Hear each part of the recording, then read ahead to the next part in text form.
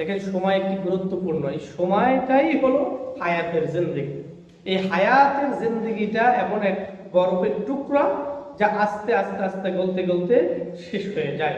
এই জন্য সময়কে অপচয় করা এটা কখনো কোনো ভালো মানুষের, বুদ্ধিমান মানুষের কাজ নয়।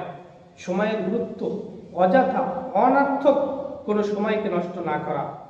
আল্লাহ রাসূল সাল্লাল্লাহু আলাইহি সাল্লাম ইরশাদ করেন, যারা সময়ের গুরুত্ব দেয়, সময়কে যারা গুরুত্ব দেয় তারা কখনো কোনো সমস্যার মধ্যে পড়ে না। আল্লাহ ফেললেও সেটা আল্লাহ তাআলাই আবার উদ্ধার করে ফেলেন।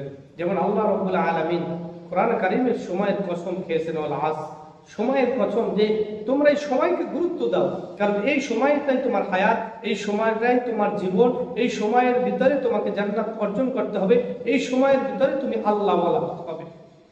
তাহলে সময়কে অপচয় করে নিজের প্রতি নিজে কেউ করতে যাব না, এটা বোকামি ছাড়া কিছুই হবে না।